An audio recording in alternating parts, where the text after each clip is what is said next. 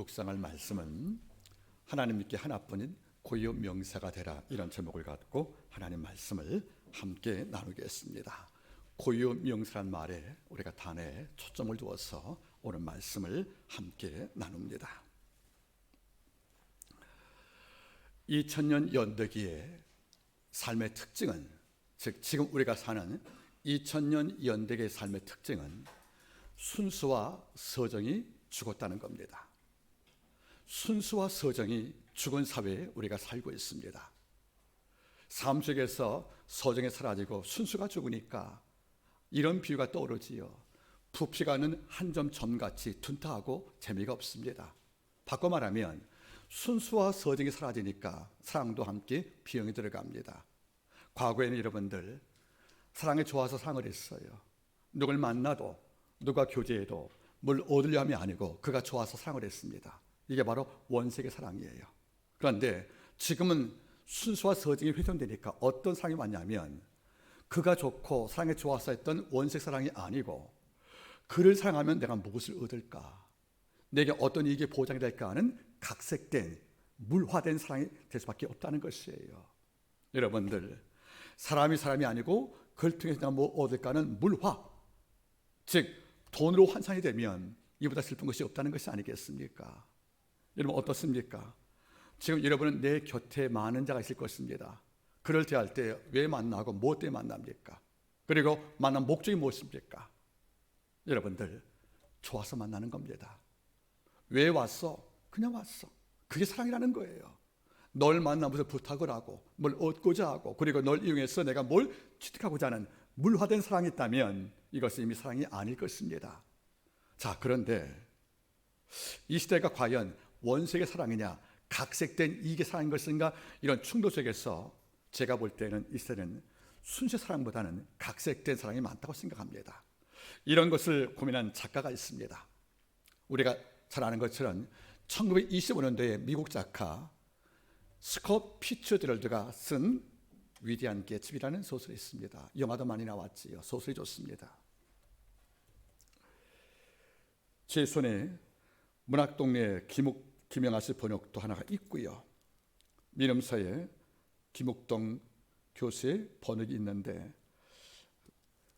민음사 책은, 이 책은 번역이 쉽고 아주 부드러워요. 소설가 김영하 씨가 번역했던 이 소설은 정도는 있지만 좀 약간 어렵습니다. 같이 보면 참 좋을 것 같습니다. 그런데 이 스콧 피츠제럴드가 위대한 개츠비라는 걸 쓰면서 우리에게 뭘 말씀하는 것입니까? 바로 그대의 사랑이 개츠비 같이 내지를 향한 그 사랑이 과연 목적이 있는 것이냐, 아니면은 수단 것인가를 묻고 있다는 하나의 청문회 같다는 것입니다. 혹시 내용이 궁금하시면 한번 소개해드리겠습니다. 무대 배경은 1920년대 이 재즈 시대예요. 미국 사회에서 여러분들 대공황 직전에 술과 춤, 재즈, 자동차 같이 갑자기 주식의 상종을 통해서 많은 사람이 부자가 되었고요. 이걸 통하여 파티가 열리는 이것을 무대라고 산다는 거지요. 그런데 이 소설을 보시게 되어지고 나면 닉 게러웨이라는 그 화자, 저 주인공이 등장합니다. 그의 시선 따라서 바로 개츠비하고 데이지의 사랑을 아마 추적하는 것이 바로 이 소설의 내용이 되는 것이에요. 내용은 복잡하기도 하고 간단합니다. 미국 중서부에 있는 가난한 출신의 이 개츠비라는 그 사람이 군인이에요. 이분이 우연히 상류층에 있었던 바로 이 네이지를 사랑합니다. 네이지는 허영이 많고 돈을 밝히는 여자예요. 귀족사의 몸을 살기 때문에 이른바 누추한 거, 부족한 거 결핍 참지 못합니다. 그런데 우연히 둘이 만나게 된 거예요. 여러분들, 가끔 제가 말하거든요. 개츠비하고 네이지의 만남은 가난과 부의 만남, 그리고 순수와 허영이라는 불편한 조합인 거예요. 누가 봐도 사랑이 안 되는 겁니다. 이런데 이 사랑이 성립이 됩니다. 둘이 깊이 사랑하고 애정을 갖습니다. 그런데 사랑이 익을 무렵에 제1차 세계대전이 발발한 거예요. 장교였던 개츠비가 여러분들 드디어 전세로 부름받습니다. 그 기간이 5년인 거예요. 그 5년 동안에 어떤 변화가 왔느냐, 이걸 참지 못한 네이지가 결국 남부의 부자 톰 비게넌과 결혼합니다. 다시 말하면 순서상 입장에서 내 허영을 충족할 수 있는 조건을 갖춘 톰 비기너 같은 그 부자 만나서 가정을 갖습니다. 행복할까요, 여러분들? 소설은 그렇게 말하지 않고 있는 거예요. 알고 봤더니 이 톰이라는 그 남자가 뉴욕에 있는 윌슨이라는 사람의 아내 머틀과 여러분들 유형관계를 맺고 있는 겁니다. 외도하겠다는 거죠. 이걸 알아야 되지. 알지만은 남편이 보자는 안락과 평안을 깨기 싫어서 그냥 사는 거예요. 딸을 낳지만은 행복을 가장한 위선 속에 살고 있다는 것이 아니겠습니까? 5년 만에 개츠비가 돌아왔습니다. 와 보니까 이스라엘 여자가 남의 아내가 된 거예요. 그때 개츠비는 결심하는 거죠. 네이지가 왜 날 떠났을까? 내가 돈이 없어서라는 거예요. 내가 가난해서. 그래서 그는 뭡니까? 미칠 만큼 돈을 법니다. 낸코드의 빚에 들어가서 또는 울프심이라는 이런 악도 범죄 손잡아서 여러분들 밀접 증권 조각을 통해서 엄청난 풀을 얻습니다. 이걸 다 얻은 다음에 드디어 자기 여자였던 네지가 사는 이스트 웨이라는 그 마을에 큰 저택을 사는 거예요. 바로 그 마리편에 있습니다. 그리고 밤마다 돼지 집을 보는 거예요. 푸른 등을 보면서 언젠가는 돼지가 나한테 오겠지 하는 꿈을 꾸고 사는 거예요. 주말마다 위대한 잔치를 합니다. 최고의 술과 최고의 밴드들, 그리고 최고의 춤, 최고의 명사가 모여서 주말마다 위대한 잔치를 벌이고 사는 거예요. 개츠비가 왜 잔치를 벌이고 파티를 벌입니까? 돼지가 혹시 일이 올까봐 신문에 감췄으니까. 결국 닉 갤로웨이를 친구였던 바로 그를 통해서 돼지가 내 잔치에 파티에 참석을 하는 거예요. 드디어 만나게 되었습니다. 놀라게 되는 거죠. 부부 생활에 염증을 느낀 돼지가 부자가 된 개츠비를 만난 거예요. 초청을 받고 집 안에 가니까 그 개츠비가 집 안에 있는 최고급 영국 셔츠를 다 끄집어내요. 옷을 이걸 끌어안고 울어요. 돼지가 그만큼 선물인 거예요. 그때 여러분들 유명한 대사가 나와요. 여기 있는데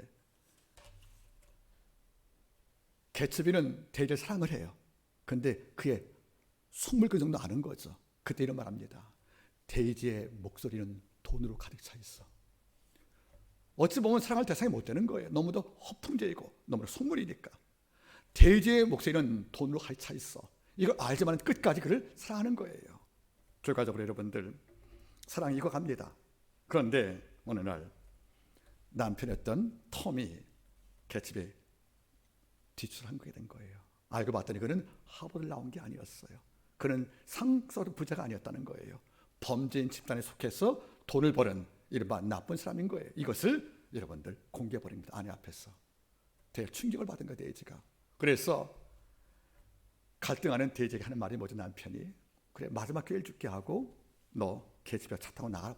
마지막 데이트하라고요. 그때 찰몽을 나가다가 여러분들 흥분한 데이지가 사람을 치는 거예요.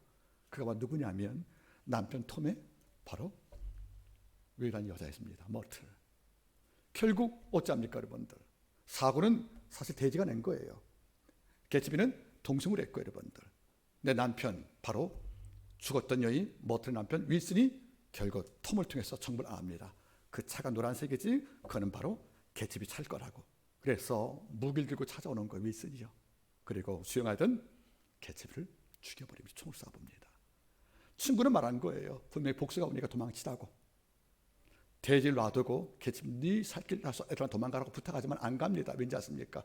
돼지가 어려움 나갈까 봐 끝까지 지키려고 있는 거예요. 여러분들. 이러다 그날 밤에 살해당합니다. 그리고 윌슨도 자살합니다. 경찰이 왔습니다. 현장을 수사할 때 답은 하나예요. 우울증 환자가 일으키는 우발 사고로 사건이 종료가 된 겁니다. 그리고 소설을 마치는 거예요. 여러분 잘 보세요. 그러면 개츠비가 왜 위대하는 거예요? 위대한 개츠비, 그레이트입니다. 우리가 볼 때는 한심한 개츠비인데 여러분 돈을 밝히는 그리고 돈 때문에 날 떠났고 돈 때문에 내게 왔던 이런 네이지가 사랑받을 이유와 조건 못 갖춘 거 아니겠습니까? 그의 목소리에 뭐가 가득 차 있다고요? 돈만. 그 앞에 또 하나 문장이 있어요. 내가 늘 아는 거지만 돼지에는 목소리에 신중함이 없어. 늘 그 목소리는 돈밖에 없어. 이건데 이걸 알면서 끝까지 그를 지킨다는 거예요. 닉 갤로웨이가 부탁합니다. 너 그 여자 사랑할 의미 없어. 그럴 때 하는 말이 뭔지 아십니까? 나는 예전 그대로 돌려줄 거야 하고 끝까지 돈 버는 목적도 돼지를 찾아오기 위해서 본 것이 아니겠냐는 거예요. 그럼 여러분 잘 보세요. 내가 사람을 죽인 게 아니죠. 교통사는 게 아니란 말이죠. 누가 낸 것입니까? 돼지가 낸 거예요. 그 죄를 자기가 감당하고 총으로 죽임을 당합니다. 윌슨이 와서 총을 쏠 때에도 말할 수 있지 않습니까? 내가 준 것이 아니라고 하도 그 말을 하지 않고 그냥 죽음을 당하는 거예요. 그래서 여러분들 많은 자가 말하는 겁니다. 작가한테 그런 개츠비가 한심하지 무슨 위대하냐. 하지만 작가는 말하는 거죠. 그래서 위대하다는 겁니다. 당신이 만약에 순수한 사랑 때문에 목숨을 드렸던 개츠비를 한심하다고 보는 시대이기 때문에 얘가 위대하다는 거예요. 우리 이럴 수 있겠습니까, 여러분들? 우리가 얼마나 영특한데요. 우리가 얼마나 이게 밝은데요. 우리는 개츠비 같이 상 못합니다, 여러분들. 왜? 이런 사람은 이 땅을 못 살거든요. 그는 그 상을 선택했다는 겁니다. 그럼 저는 물어볼 거예요. 저도 개츠비가 위대하다고 인정합니다. 그럼 물어볼 겁니다. 어떤 이유로 속물인 대지를 끝까지 사겠냐? 이러면 그는 말할 거예요. 대지는 내게 고유명사니까. 고유명사가 뭐예요? 산들은 보통 명사예요. 다 불러요. 그러나 여러분들 정의성 군사님은 우리 범철 아들에게는 뭡니까? 고유명사 한 분인 거예요. 최일사님은 뭡니까? 기영에게 누나인 한 분인 고유명사인 거예요, 여러분들. 성시영 집사는 여러분들 해대기는 모든 남자 가운데 하나가 아니에요. 내 남자는 고유명사입니다. 바꿔 말하면 모든 게 다 있지만 내게 각별한, 내게 특별한 이런 존재가 뭐니까 고유명사 아니겠습니까? 그러면 그 개츠비를 생각을 하는 거예요. 데이지가 이렇게 속물인데 네가 갖고 있는 영국 고급 샷스 보고 품하고 우는 이런 여자인데 입에서 두는 냉수밖에 안 나는 여자인데 그걸 왜 사랑했어? 그걸 말하는 거죠. 내게 다른 것이 아닌 고유명사니까. 여러분 잊지 마세요. 우리가 이 땅을 살 때 수많은 인간들이 있어요. 내 곁에 수많은 버스들이 많이 있어요. 그런데 누굴 사랑할 때는 그가 이 땅에 하나밖에 없다고 여기면서 사랑하는 것이 뭘까? 고유명사 아니겠냐는 거예요.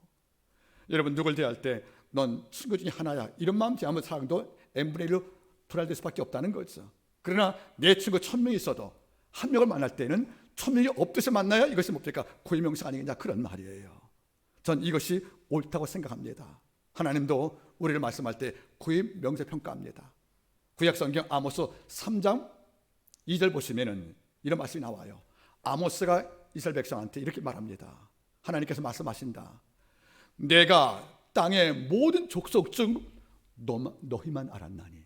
여러분 잘 보세요. 한번 따라하겠습니까? 아모스 3장 2절 여호와께서 말씀하시되 이 땅 모든 족속 중 내가 너희만 알았나니. 알단 말이 야다거든요. 부부란 뜻이에요, 여러분들. 여러분 잊지 마세요. 이 땅 많은 족속 가운데서 하나님께는 뭡니까? 당신 백성 이스라엘만 고유명사인 거예요. 이 백성만 알단 말이 무슨 말이겠습니까? 너만 내게 각별한 대상일 것이고 너 때문에 내가 기뻐한다는 말이 함정일 것이 아니겠냐 그런 말이에요. 부부는 서로가 고유명사가 되어야 합니다. 남편보다 임영웅 씨가 더 주면 안 되는 거예요. 아내보다 여러분들 아이비가 더 주면 안 되는 겁니다. 여러분들 아이유입니까? 여러분들 죄송합니다. 여러분 잘 보세요. 하나님 말씀한 겁니다. 하나님이 부족이 뭐 있겠습니까? 누구의 사랑이 뭘 필요했겠냐는 거예요. 자존자이신데 이런데 하나 말이 뭐죠? 내가 너만 알았나니. 이게 바로 고유명사한 뜻이에요, 여러분들. 오늘 이런 관점에서 말씀 한번 나누기를 원합니다. 전 여러분들이 한마음께 많은 성도가 모였지만 동시에 모든 자가 예배하지만은 여러분 예배가 각자가 살아서 내가 모든 성도 예배 가운데 네 예배만 알았나니. 왜? 모든 성도가 같이 모여 한 공간에서 예배하지만은 어떤 성도의 그 중심 속에 신령과 진정이 살아있고 갈망과 열정이 살아있는 이것 때문에 내가 모든 성도 예배를 다 받았지만 네 예배가 각별하다. 이것이 뭐죠? 그 성도 그 순간만 하나님께 고유명사 그런 말이거든요. 어떻습니까, 여러분들? 하나님께 하나뿐인 고유명사 이런 것을 갈망하지 않겠습니까? 오늘 우리가 한 인물을 바라볼 거예요. 우리가 잘 아는 젊은 관원 그리고 여러분들 부자 일부 지켰던 이른바 트리플 크라운 세계 왕관을 썼던 인물입니다. 여러분 잘 보겠습니까? 오늘 주께서 계신데 한 젊은 관원이 찾아오신 거예요. 와서 물어보죠. 선생님 내가 못하면 영생을 얻겠습니까? 질문했다는 거지요. 여러분 잘 보세요. 이걸 지금까지 볼 게 오면 이게 오해가 생깁니다. 영생이라는 것이 믿음의 결과지요. 우리 믿음으로 그걸 맞지 않습니까? 근데 이분이 뭘 몰랐다는 것입니까? 내가 무엇을 하여야 이러면 지금 관점 보면 질문이 틀렸지요. 그러나 여러분 그 당시 관점 보면 틀린 질문이 아니었어요. 내가 무엇을 해야 하는 뜻은 내가 어떤 사람이 되어야 이런 말이거든요, 여러분들. 그러니까 신약표에 볼 때 뭐죠? 믿는 자가 아니겠습니까? 그러니까 질문 틀린 것이 아니에요. 단지 이렇게 물어보는 거죠. 내가 어떻게 살아야, 내가 어떤 존재가 돼야 영생이라는 선물을 내가 상속을 받습니까? 이런 질문이거든요. 그러니까 여러분 이걸 잘못 오해해서 야, 우리가 행위를 공부하는 게 아닌데 왜 행위를 물어봤지? 뭘 한다고 이렇게 접근하지 않기를 바라는 겁니다. 주가 말씀한 거죠. 율법에 뭐라 기록됐느냐. 이게 무슨 말이냐면 이스라엘 백성들은 신명기 6장에 근거해서 집의 문설주에는 가죽상자에다가 말씀을 쓰는 것이 있어요. 매주자입니다, 여러분들. 매주자. 그러니까 문설주 위에다가 우리가 여러분들 매주 담듯이 쭉 상자를 써가지고 여러분들 이 안에다 말씀을 출애굽기 20장 신명기 말씀을 다 넣어서 나올 때마다 읽어봤다는 거죠. 이것이 매주자예요. 그리고 옷이 있지 않습니까? 긴 옷은 손끝에 술이 있거든요. 술에다 뭘 묶었냐면 손목에다 여러분들 테펠리라는 상자를 또 묶은 거예요. 이 상자 안에 뭐가 있는 것이냐면 또 말씀이 써 있단 말이에요. 그래서 집에서 있을 때에는 뭘 봐요? 매주자를. 밖을 나올 때는 테펠리를 볼 수밖에 없다는 거. 이걸 보면서 영생의 방법을 묵상을 했거든요, 여러분들. 그런데 이걸 메고 온 젊은이가 물어본 것입니다.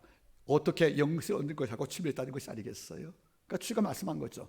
네 손목에 묶이는 상자에 네가 뭐라고 써 있느냐? 그러니까 하는 말이 뭡니까? 주님이 답을 줬어요. 십계명 가운데 여러분들 도리, 부모 공경해라, 간음하지 말라, 도둑질 말지 말라 쭉 다 했단 말이죠. 그러면 놀란 거 아니겠습니까? 그 젊은이가 뭐라 반응했습니까? 이건 어릴 때부터 내가 다 지켰다는 거예요. 종교 엘리트입니다, 여러분들. 근데 주는 말하는 거죠. 하나 부족한 것이 있다. 뭡니까? 물어볼 때 하는 말이 뭡니까? 돌아가서 네 많은 짐을 이웃에게 주고 그때 올 수 있겠느냐. 결론은 뭐죠? 심히 큰 심에 갔다는 내용들인 거예요. 자, 우리가 다 아는 내용들이에요. 그런데 이 본문을 우리가 깊이 묵상을 하면 크게 두 가지 질문을 할 수밖에 없다는 것입니다. 자, 오늘 말씀 보겠습니다. 우리 18장 18절 어떤 관원이 물어 가로되 랍비에게 질문하여 가로되 선한 랍비시여 내가 어떤 삶을 살아야 내가 어떤 존재가 되어야 영생을 얻겠습니까? 하고 예수께 물어왔다는 것이에요. 여러분들 첫 번째 질문이 중요한 것입니다. 이 교훈이 어떤 것이냐면 뭐죠, 여러분들? 주님을 말씀하는 겁니다. 젊은이가 예수 찾은 목적이 뭐예요?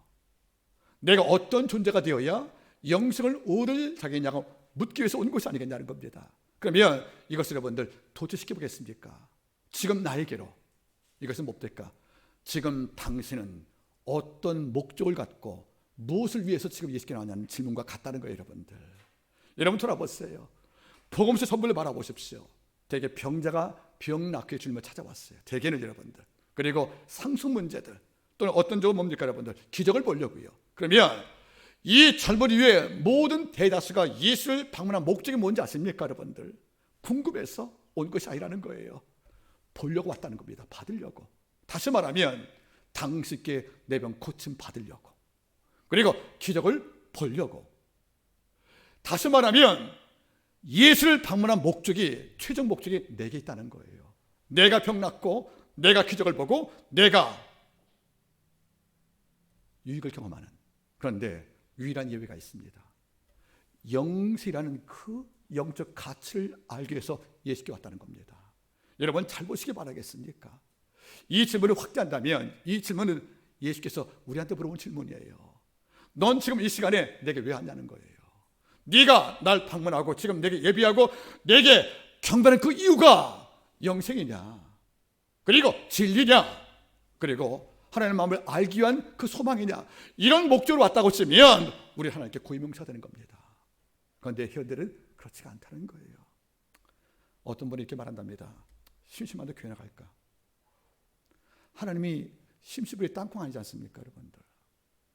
영생을 알기 위해서 이 젊은이 바라보세요. 어릴 때부터 말씀을 다 지켰대요. 그러니까 성경을 정통한 자입니다. 행위도 있는 자예요. 그리고 젊어서 여러분들 관원이래요. 뭡니까, 여러분들? 권력을 맛봤다는 거잖아요. 그러면 관원이니까 뭐죠, 여러분들? 권력자예요. 부자니까 금력자예요, 여러분들. 말씀을 지켰으니까 종교 엘리트입니다. 어찌 보면 사윗감이에요, 여러분들. 여러분 제가 과거에 말했지 않습니까? 물론 이번엔 돌아갔지만은 다시 왔다 갔지만은 이분을 잘 붙잡아서 제자 만들면 사도 베드로 여러분들 열등 가문을 못 사는 것이요 사도 바울도 필요 없다는 거죠. 바울 못지않게 여러분들 말씀을 정통했다, 권력을 지배했다, 돈 많다. 그러면 12 제자 가운데 이보다 좋은 조건을 갖춘 스펙이 누가 있겠습니까? 저 같으면 이분 여러분들 붙잡습니다.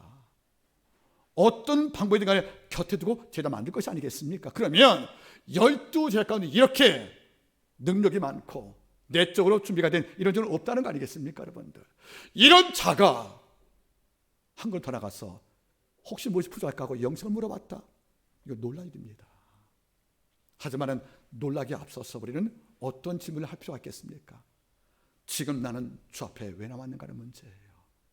이 걸어간 주일날 나는 예수께 무슨 볼 일이 있었어? 이 젊은이의 볼 일이 뭡니까? 영생에 대한 탐구의 답을 얻기 온 것이 아니겠습니까? 그러면 우리가 지금 죽게 나온 이유는 볼 일이 뭐예요, 여러분들? 내가 많이 어려울 수 있어요. 아버지가 큰 복을 주시고 정말 큰 번역을 주심을 통해서 내 삶의 지가 넓어진다. 이것도 여러분들 이룰 수 있다고 생각합니다. 여러분 틀렸다는 말하는 것이 아니에요. 그러나 이것만 갖고만 죽게 나온다면, 내가 예수께 볼 일이 복이라는 거 이거 하나밖에 없다면, 내가 예수만한 그 을이 병난 사건밖에 없다면, 내가 예수께 나와서 그를 만날 볼 일 유일한 목적 하나가 내가 당신이 만든 기적을 보고 기뻐하려고 나오기만 했다고 치면 하나님께 충분한 게 아니라는 거예요. 개츠비가 대리를 왜 좋아했다는 거예요? 그가 좋으니까. 내가 아끼는 첫사랑이었으니까. 자동차 뺑소니 보러 오해받고 총을 맞추고 있을 때에도 내가 당신 죽였단 말을 안 하잖아. 안 죽였단 말을. 왜? 내가 죽어야 대리가 살거든요.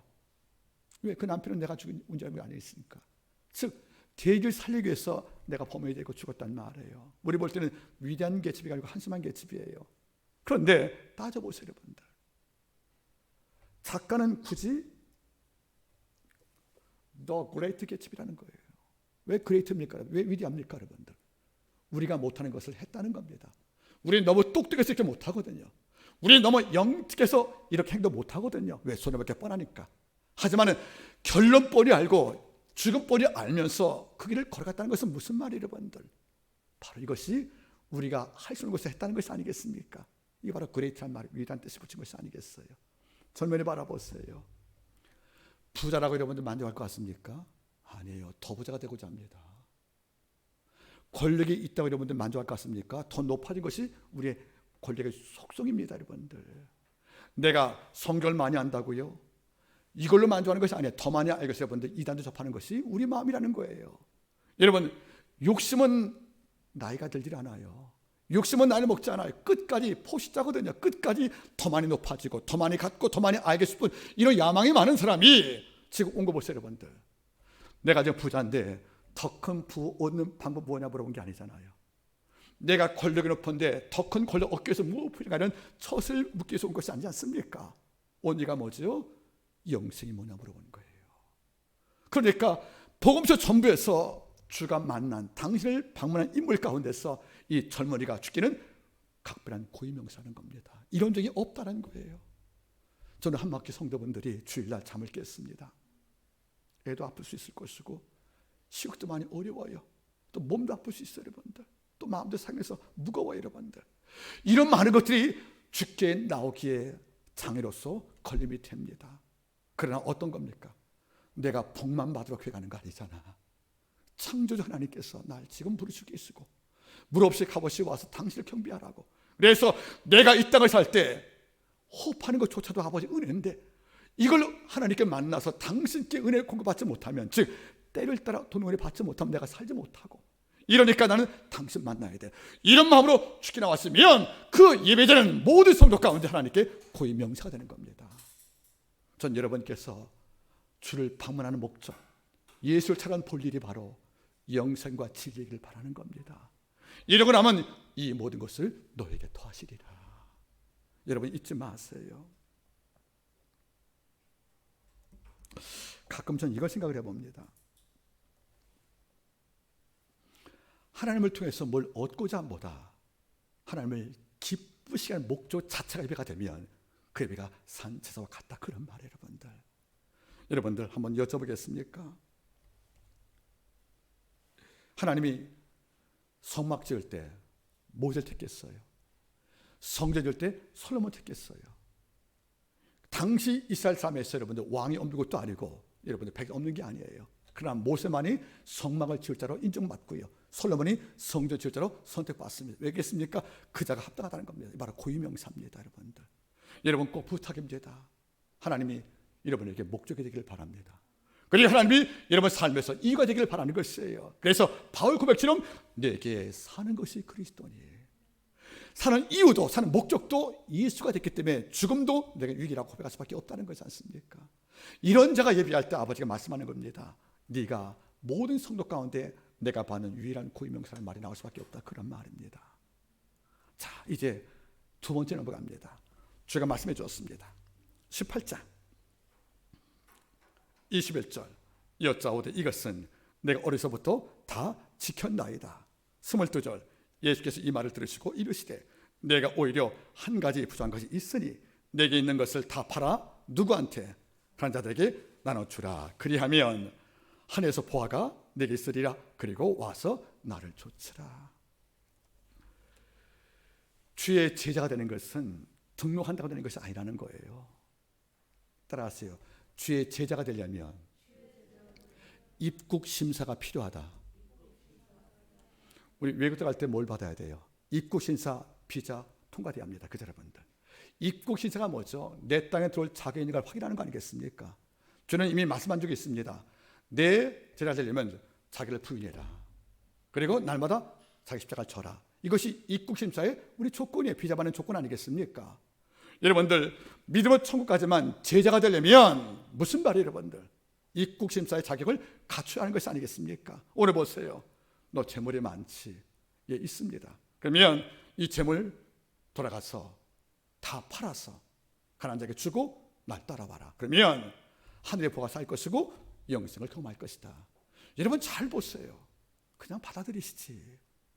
왜? 거절할 뻔히 알면서 이웃에게 재물 다 주고 와라, 이걸 했겠냐는 거 아니겠습니까, 여러분들? 바로 이거예요, 여러분들. 주님은 가난한 자에게 내 재물을 다 팔아주라는 말의 의미가 두 가지인 거예요. 첫째는 뭘 묻고 있는 것입니까?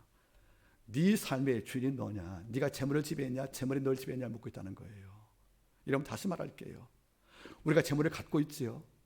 거꾸로 보실래요? 재물이 날 갖고 있을 수 있다는 거예요, 여러분들. 그래서 내가 번 돈 때문에 꼼짝 못하는 거예요, 여러분들. 여러분 잘 보세요. 이 부자가 영생을 얻지 못하는 것은 그가 재물을 가져서가 아니라 재물에 그를 소유해서 못 간 겁니다. 이 땅 많은 종들은 재물을 소유한 게 아니에요. 재물이 날 소유했다는 거 아니겠습니까? 이거 묻고 있다는 거예요. 네 통장에, 네 잔고에 물론 재물이 있겠지만 너는 네가 통장을 갖고 있으니까 네가 돈을 갖고 생각하지 아닐지 몰라. 그 돈이 너를 소유했을지 몰라. 그러니까 뭡니까? 벌벌 떠는 거예요, 여러분들. 여러분 잘 보시기 바라겠습니까? 이 본문은 재물이 많은 자, 부자가 나쁜 사람이야 말하는 게 아니에요. 부자가 되면 천국 못 가, 이런 교훈이 아닌 거예요, 여러분들.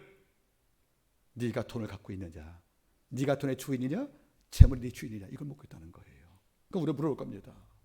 그러면 목사님, 재물이 내 주인인지 내가 재물 주인인지를 어떻게 분별할 수 있겠습니까? 하나죠, 여러분들.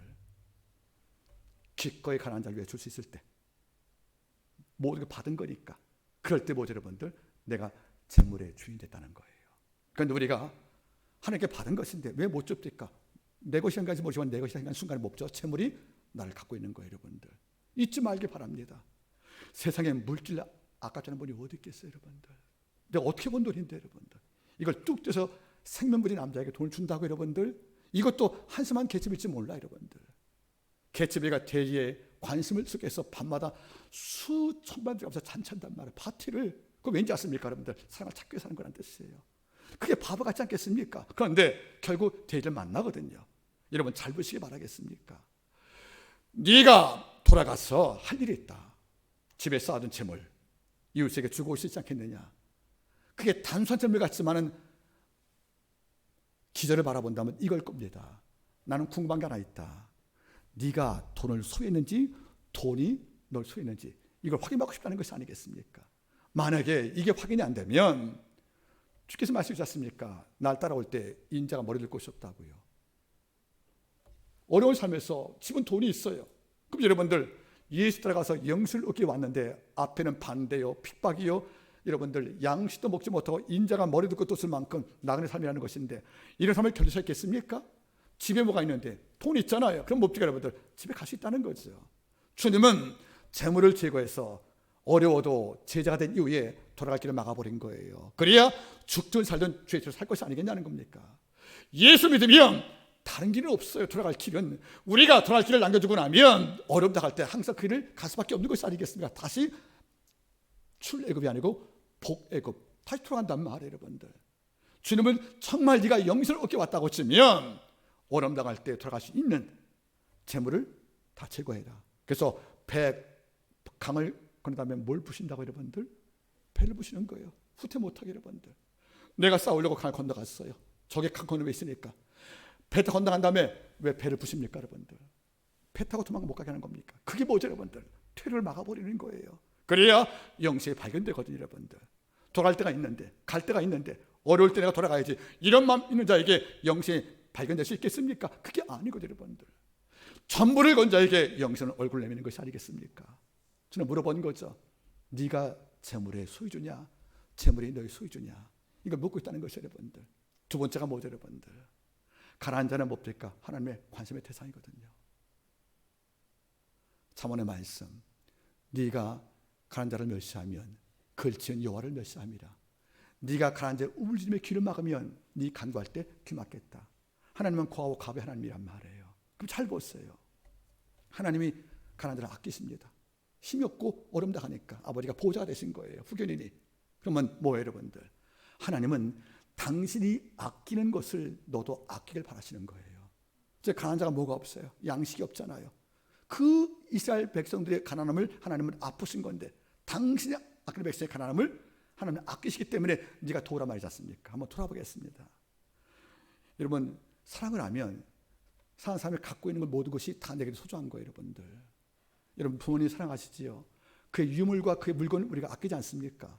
내가 사랑하는 그 대상에 연관된 모든 것을 동일히 아끼는 것이 바로 사랑의 이유가 되는 겁니다 여러분들. 이러니까 내가 아끼는 사랑하는 부모님이 내가 사랑을 하면 부모님의 모든 물건을 아끼지 않습니까 여러분들? 그러니까 연동되어 있다는 거예요. 마찬가지입니다.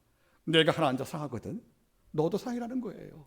네가 날 사랑하면 내가 아끼는 가난한 자 너 사랑한 것이 맞다는 것이 아니겠습니까? 그 상이 뭡니까? 구제라는 겁니다. 도와주라는 거 아니겠습니까? 여러분 잘 보세요. 우리가 입술로 네 주님 사랑합니다 고백하고 하나님의 아끼시는 가난한 자의 고통을 우리가 멸시한다면 그 사랑은 모을 수밖에 없다는 것이 아니겠습니까? 따라하십시오 여러분들. 사랑하는 대상 사랑한다면 사랑하는 그분이 사랑하는 것을 내가 사랑한다. 여러분 이해할 수 있겠습니까 여러분들? 여러분 잘 보세요. 저희 집도 마찬가지예요. 제가 큰 부자 아니지만은 아내가 식탁을 차리면 제 앞에 제 수와 제 젓갈이 있습니다. 아내가 남편 사랑하니까 내 앞으로 뭘 놔뒀습니까? 저만의 수가 있고 젓갈이 있을 거예요. 저분이 그냥 여러분들 싸구려예요. 은금 아니에요 여러분들.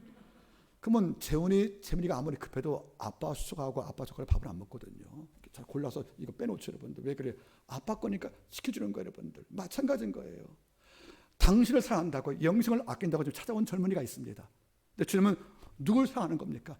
힘없어 치이고 짓밟히고 앞대당하여 못 먹고 사는 가난한 자가 마음에 여러분들 아픈 손톱인 거예요 여러분들. 하나님이 그를 사랑합니다. 그럼 뭡니까 여러분들? 너도 나 사랑할 때는 뭘 하는 것입니까? 내가 사랑하는 가난한 자를 사랑하는 것이 아니겠습니까? 그자에게 양식과 재물을 주어서 그를 기쁘시게 할 때 그게 내가 아끼는 백성을 기쁘게 했던 그 사랑이 내게도 만족이라는 겁니다. 이걸 이해 못했다는 거 아니겠습니까? 여러분들, 이 젊은이는 돌아갔습니다. 이웃에게 돈 못 주겠다는 거예요.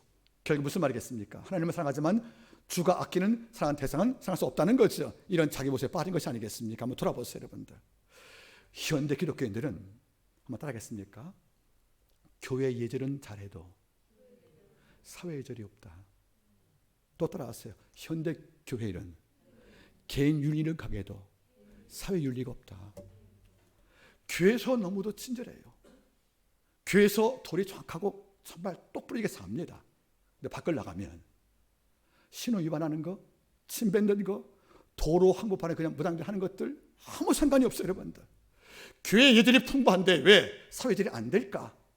또 개인윤리, 남에게 이러면 나쁜 일 별로 안 해요, 여러분들. 근데 사회윤리 책임을 지지 않고 살아요, 여러분들.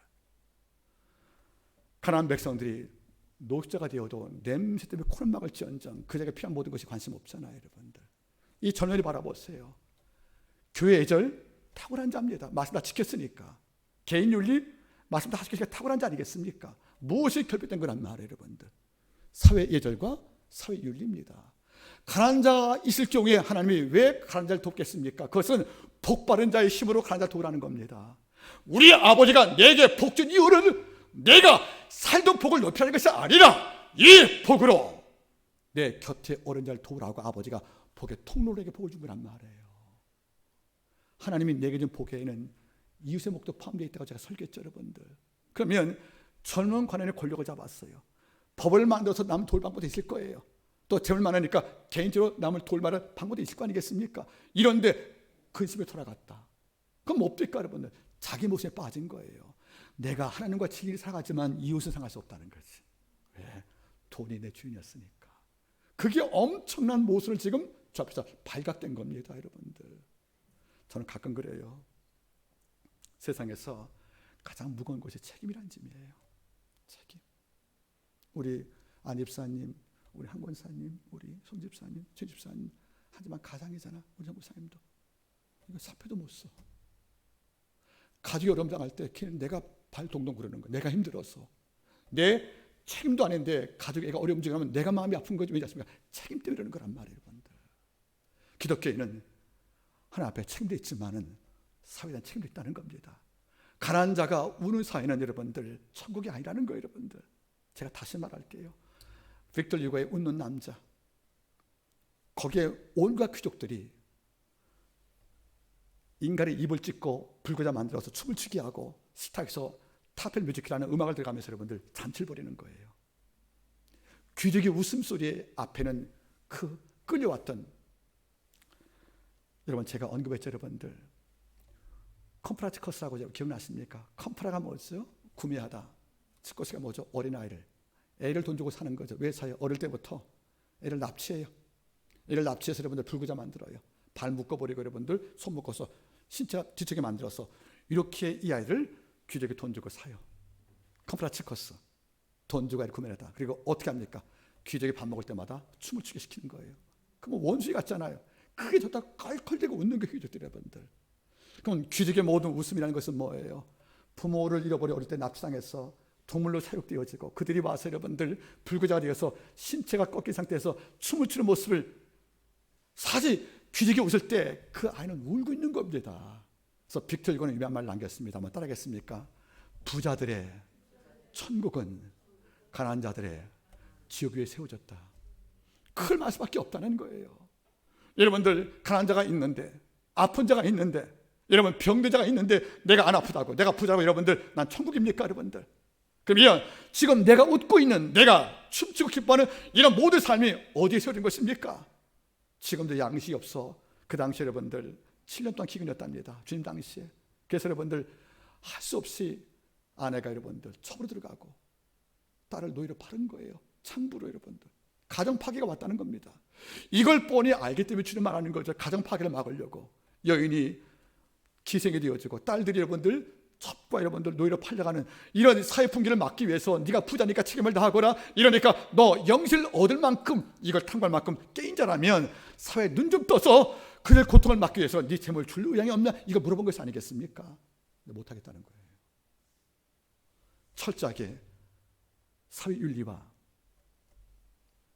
사회 예절을 포기한 자입니다. 저는 여러분들이 물론 나라 사기 바쁜데 사회 신경 쓸 수 있겠습니까? 사실은 그건 모르는 바 아닙니다. 그러나 잊지 마세요. 하나님이 여러분께 좀 권력을 주었다면 그 권력을 손으로 쓰라고 주신 겁니다. 너니까. 그리고 재물 많이 주었다고 치면 남 도라고 준 거란 말이에요. 여러분 이런 말씀에서 죄송합니다. 저는 학교에서 강의하면 땀이 다 젖어요. 단 1번도 일찍 끝난 적이 없고요. 제가 저 학생 성적 다 주고 싶어요, 여러분들. 그 이유가 뭔지 아십니까? 앞에 계신 우리 성도하고 신학도들이 보다 제가 좀 더 일찍 알았기 때문에 내게 경험된 은혜가 좀 있다고 치면 이걸 다 드리고 싶은 거예요. 왜? 거저받은 것이가 주고 싶은 거예요, 여러분들. 불성실하고 대충 맞춰 나온다, 이게 용납이 안 되는 거 아니겠습니까? 뭔지 아십니까? 그게 책임이란 뜻입니다. 돌아가서 내 재물을 하나님께 주고 내게 다시 와라 부탁했다는 거예요. 그건 뭡니까, 여러분들? 네가 재물의 주인이냐, 재물이 네 주인이냐. 네가 이거 없애지 못하면 너 얼음 나갈 때 또 돌아간다. 퇴로 막자. 또 한 가지 뭡니까, 여러분들? 내가 하나님을 아끼고 있다. 복받은 네가 도라고 내게 복 준 거야. 권력을 준 거야. 그러니까 내가 아끼는 그 백성을 네가 아껴야 된다는 거 아니겠습니까? 그래야 뭡니까, 여러분들? 통일될 수밖에 없다는 거잖아요. 하나님 사랑한다고 여러분들, 그가 지으신 모르고 상할 필요가 있다는 거죠.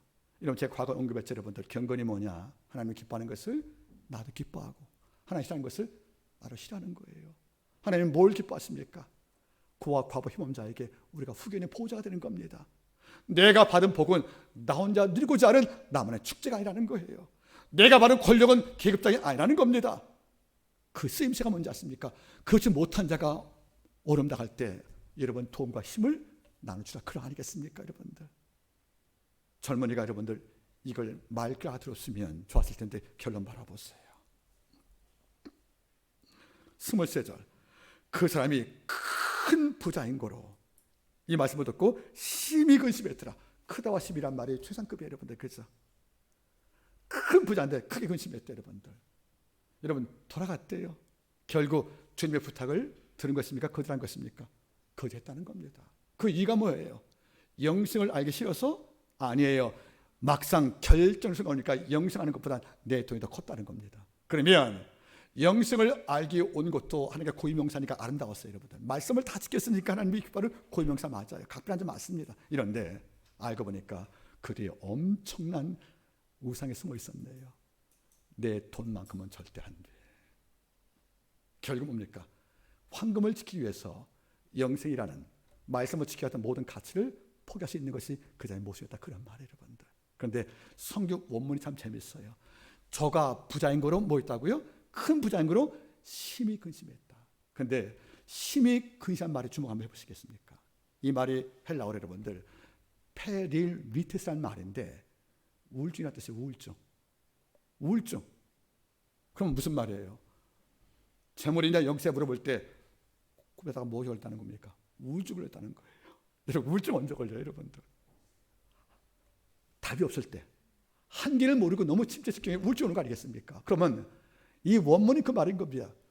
하나님은 재물을 버리라고 그러지, 나는 버리기 싫지? 이런 양자에서 갈등하다가 뭐가 걸린 만큼, 우울증 걸린 만큼.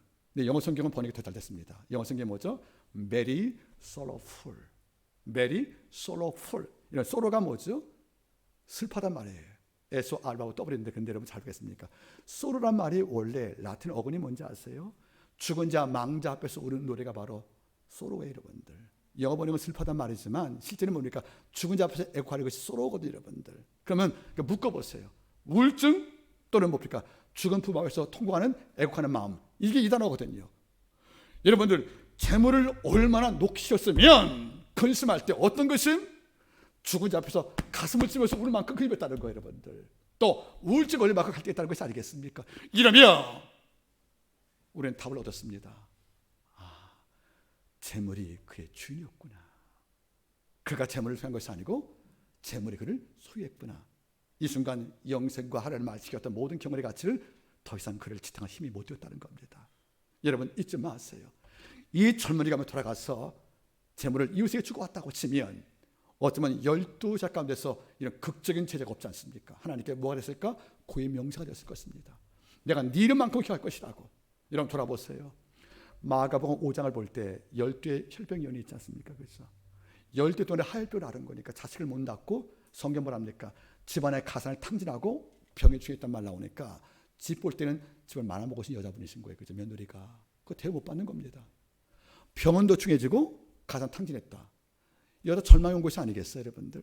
이런데 이 여자가 소문 들어요. 예수 소문 듣고 나서 저를 따라옵니다. 올 때 뭐죠, 여러분들? 예수의 뭘 잡아요? 뒤에서 옷을 잡았대요. 성경 뭐라는지 아십니까? 내가 이 옷에 손만 대도 병 낫겠다고. 물론 여러분 미신 같잖아요, 여러분들. 그런데 남들은 이걸 미리 볼지 몰라도 의사 못 고친 병, 집을 말아먹었던 못난 여인의 마지막 남은 힘을 뭘로 썼다는 거니까 죄옷을 붙잡았대. 여러분들, 이럴 때 주께서 말씀해요. 누가 내 몸에 손대었느냐. 제자가 말합니다. 사람들이 많은데 누가 푹 쳤겠지요. 아니다. 내 능력을 누가 서리에 갔다. 하나님은 모든 무리가 주께 부딪혔단 말이에요. 여러분들, 모든 무리가 다 주께 부딪혔지만 능력은 나간 적은 없다는 거예요. 그런데 누구만 잡았을 때, 여자가 잡을 때 당신으로서 무엇이 나왔다는 것입니까? 능력이 발생했다는 거죠. 여러분들, 여러분 잘 보세요. 좁은 골목에서 제자가 옆에 있지요. 수많은 밀려가 밀려왔죠. 병자가 여러분들 들것에 환자 실어왔죠. 예수 몸에 접촉된 분이 한두 개냐는 거예요. 이런데 그때마다 능력이 나갔습니까? 아닌 겁니다. 누가 잡았을 때? 그 여인, 기어와서 지친 여인의 옷을 붙잡을 때 그때 능력이 나갔다는 것이 아니겠어요? 모든 자가 그 몸을 접촉했지만 능력은 그 여자 한 분에만 나갔다는 거죠. 왜 그럴까 여러분들? 그게 고유명사니까. 그가 간절했다는 거 아니겠습니까? 여러분 잊지 마세요. 하나님 앞에 우리 권사님, 우리 집사님들이 다 고유명사가 되길 바라요. 예배라면 바로 그 정도야. 찬양 바로 그 정도를 내가 받을 수 있어. 그리고 헌신 그 정도가 각별해. 하나님이 각자 예배 중에서 고유명사 같이 주목할 성도가 이짝해다는 거 있습니까 여러분들? 말씀 맺겠습니다. 느헤미야가 50일 만에 이스라엘의 성벽을 재건했습니다. 당신이 돌아갈 수밖에 없어요. 자기를 보냈던 바빌론 왕한테. 그때 내가 떠날 권력 공백을 위해서 두 아이를 후임자를 임명합니다. 그중 하나가 하나냐입니다. 근데 뭐랍니까? 하나냐는 위인이 충성되어 모든 무리 가운데 하나님을 경외하며 뛰어난 자라. 그게 고유명사인 거예요. 모든 자가 다 있지만 뭘 봤다는 거죠?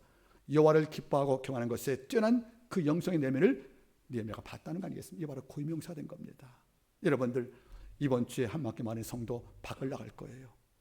개인 윤리 넘어서 사회윤리까지, 교회를 넘어서 사회 이해까지 다 갖추시면서 하나님 보시기에 가난한 자도 우리가 아껴주고 함께 섬겨주어서 하나님 앞에 고유명사가 되어서 다시 오실 때에는 승리의 축복을 얻기를 부탁을 드리겠습니다. 기도하시겠습니다.